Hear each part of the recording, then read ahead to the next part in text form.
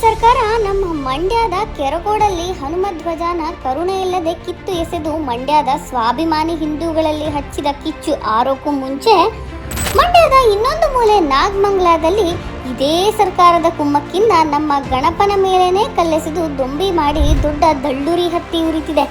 ನಾಗಮಂಗಲಕ್ಕೆ ಬೆಂಕಿ ಹಚ್ಚಿ ನಾನು ನಿಮ್ಮಂಗೆ ಒಕ್ಕಲಿಗ, ನನಗೆ ಅಧಿಕಾರ ಕೊಡಿ ಅಂದೋನು ಫಾರಿನ್ ಟೂರ್ ಮಾಡ್ತಾವನೆ.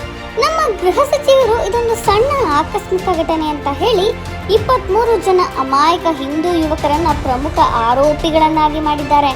ಗಣೇಶನ ಹತ್ರ ಹೋದ 5 ನಿಮಿಷದಲ್ಲಿ ಮಸೀದಿ ಒಳಗೆ ಸಾವಿರಾರು ಕಲ್ಲು, ಪೆಟ್ರೋಲ್ ಬಾಂಬು, ಆಸಿಡ್, ಮಚ್ಚು, ಲಾಂಗು ಎಲ್ಲಿಂದ ಬಂದ್ವು ಅನ್ನೋದನ್ನ ಕಂಡು ಹಿಡಿಯೋಕೆ ಇವರ ಹತ್ರ ನರ ಇಲ್ಲ.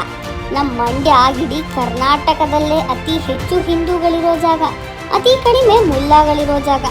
ಅಂಥದ್ರಲ್ಲಿ ನಮ್ಮೂರಿಗೆ ಬಂದು ಹಿಂದೂಗಳನ್ನೇ ಬಡಿದು ನಮ್ಗಳ ಮನೆಗೆ ಬೆಂಕಿ ಹಚ್ಚಿ ಚಳಿ ಕಾಯಿಸ್ಕೊತಿದೆ ಈ ಕಾಂಗ್ರೆಸ್ ಸರ್ಕಾರ. ಮಂಡ್ಯ ಜಿಲ್ಲೆ ಜನ ಈ ಕುಲಗೆಟ್ ಕಾಂಗ್ರೆಸ್ ನಂಬಿ 6 ಸ್ಥಾನ ಕೊಟ್ಟ ತಪ್ಪಿಗೆ 2 ವರ್ಷಕ್ಕೆ 2 ಊರಲ್ಲಿ ಬೆಂಕಿ ಹಚ್ಚಿದ್ದಾರೆ.